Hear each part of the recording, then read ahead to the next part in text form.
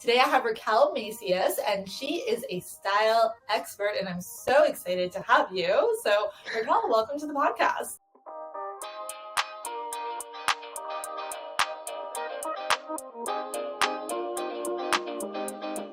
Thank you. Thank you so much for having me. I'm excited to be here. Yes. So can you share with everybody a little bit about your business and what you do? So, like you said, I'm an expert personal stylist. I have been for 15 plus years now.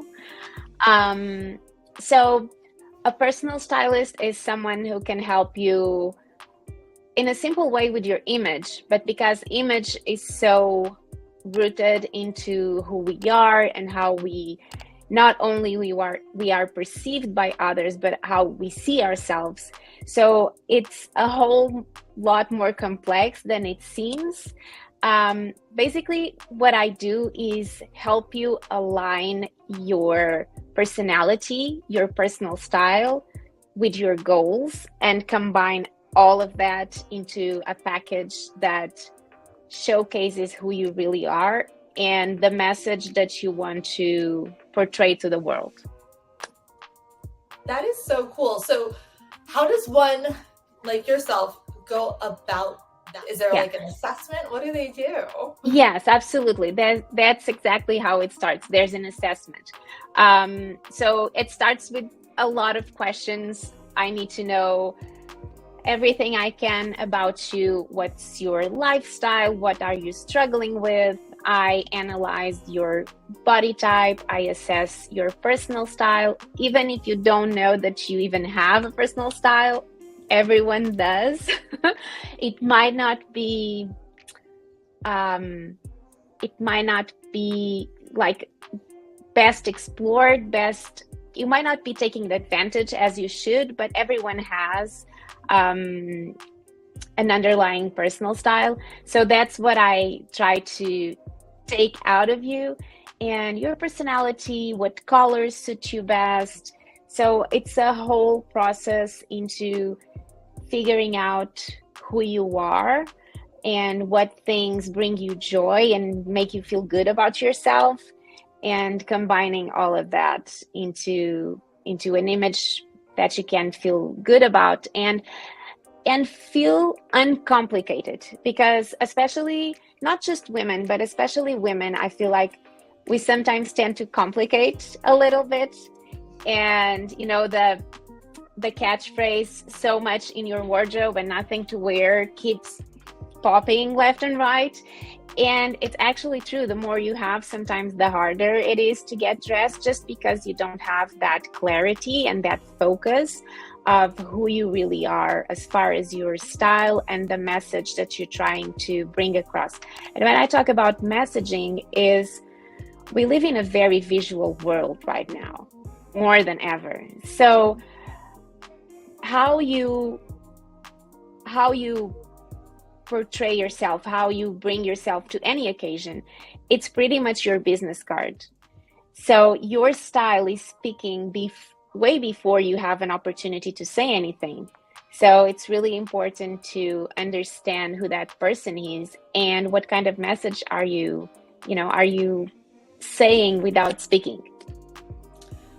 That is so true. And I wanted to know, like, from your standpoint, how does your business operate? Do you have like an ideal clientele, or do you have like an ideal situation? Is it something where people come to you and maybe they're just looking for like a style for a specific event, or are they looking for like a wardrobe makeover? Is it a combination? I would love to hear more. It's definitely a combination. So more often than not, I work with clients long term. So it starts with that assessment process, and then I go into their wardrobe. I edit out everything that isn't working for them. I identify what's missing, what could they have, to bring it all together into something that's easy to access and still be true to who they are. So once that assessment is made, there is some shopping to fill those gaps. Then I edit the wardrobe again, making looks so that they can easily keep that image in mind and easily get dressed every day without me being around. But definitely more so, I prefer to work with clients that I have had that experience with, just because I know them better, and I am able to be more efficient because I know them. So I know what they like, I know what works for them. But definitely I have like the odd clients that come once in a while and just want something for a very special occasion. I just worked with the mother of a bride, for example. So you definitely get those odd clients.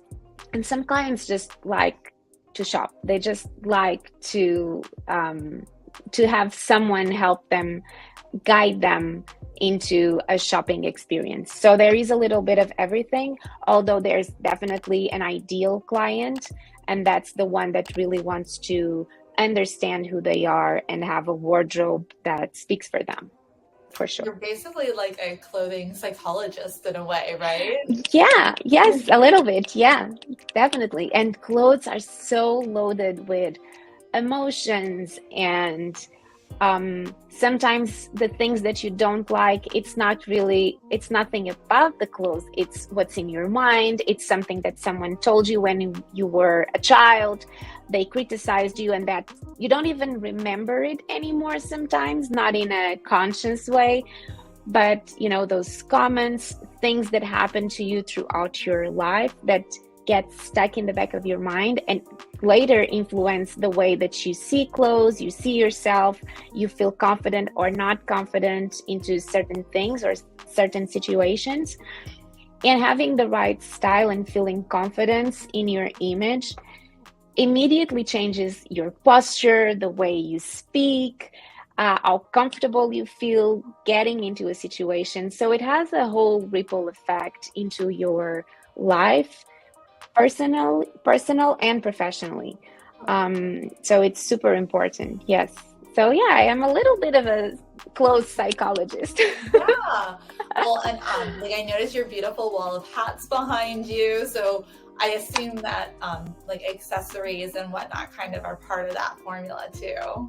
Oh, absolutely. Yeah. Accessories are like the best thing. You can have a very streamlined wardrobe if that works for who you are and what you're going for. And as long as you have different accessories, you can have, so many different looks out of, 5 pieces, for example. And if you have different shoes, different bags, different hats, different, just jewelry, you can make everything look so different every time. Yes, the clothing is always a separate expense. So I always ask for your budget for services and your budget for clothing. That's something that has to be set from the beginning. As far as my fees, I do have an hourly fee. A lot of clients just prefer to work on that because they can cap it at whenever they want.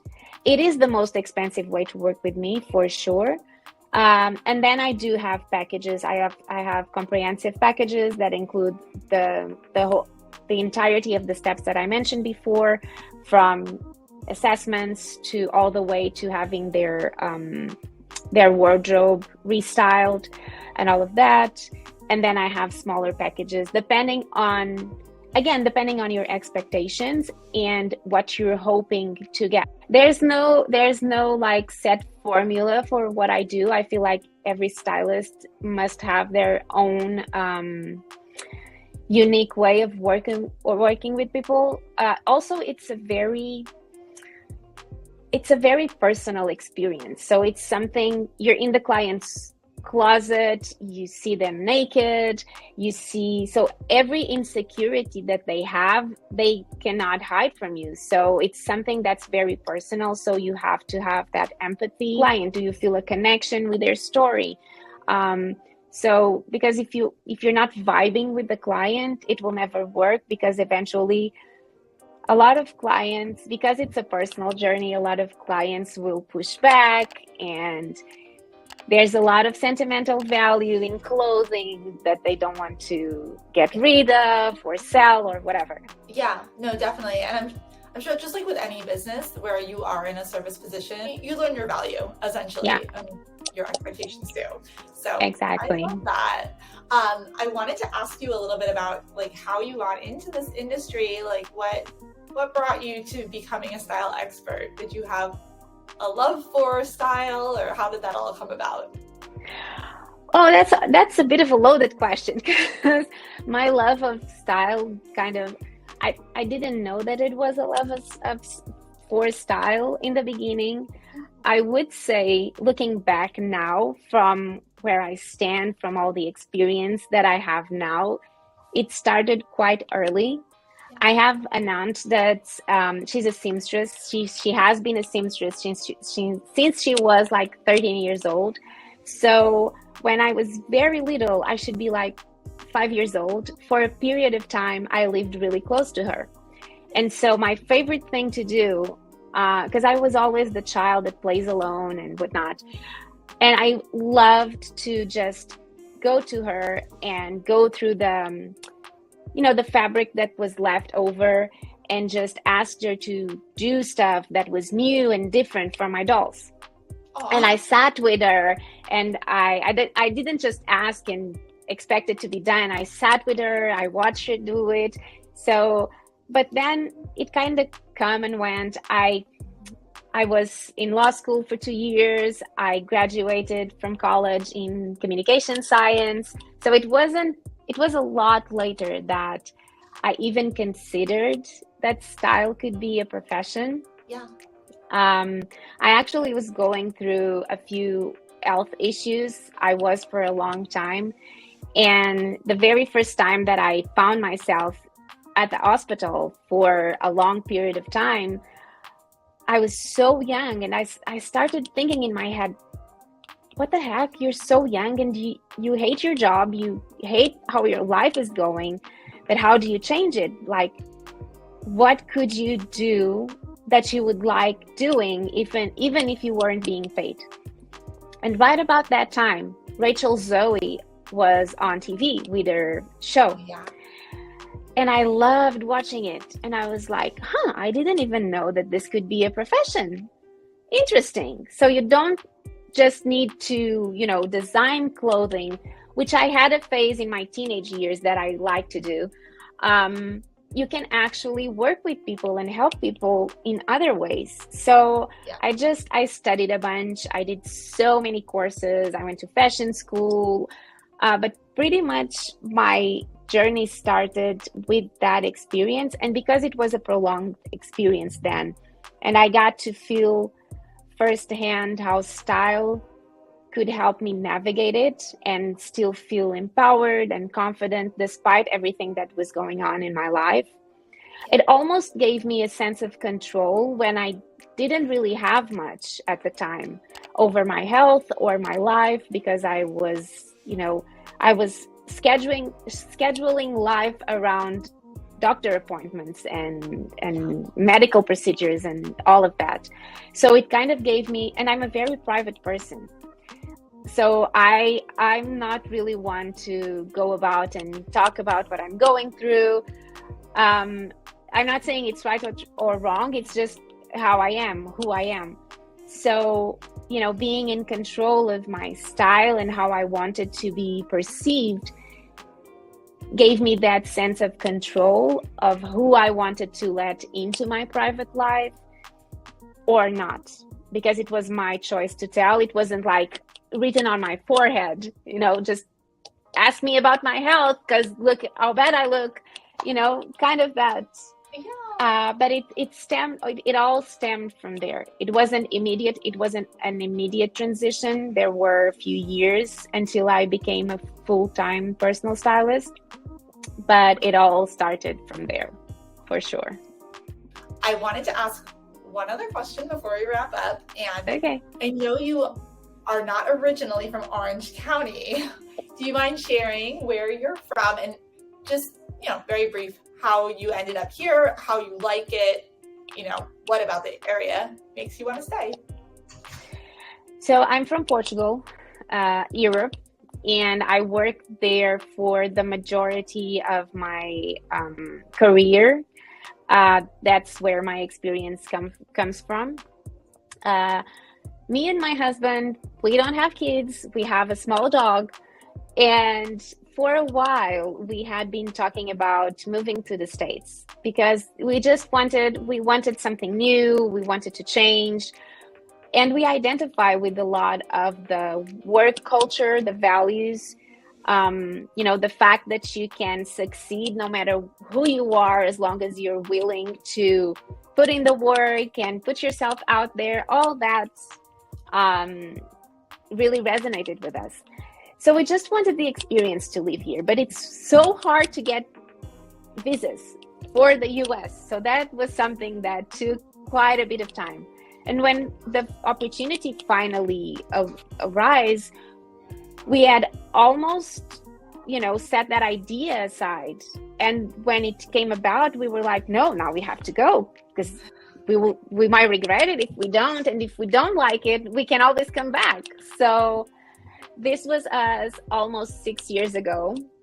We had a brief passage through Dallas, Texas.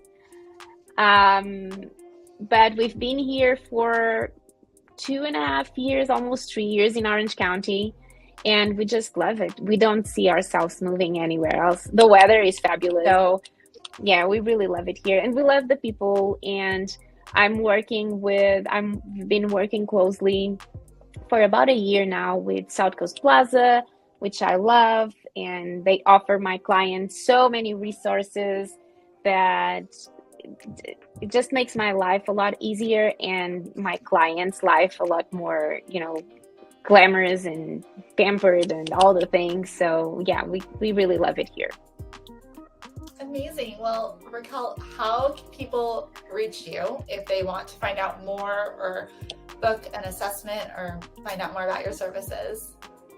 So they can look me up on my website. It's raquelmacias.com. Really simple. So there you have my contact information. You have information about services. You can take a sneak peek into my into some of my work. I've worked with real people for quite some time, but I've done magazines and celebrities and all the fun stuff. So you can take a sneak peek into that as well. And pretty much you have everything about me there. And you can contact me.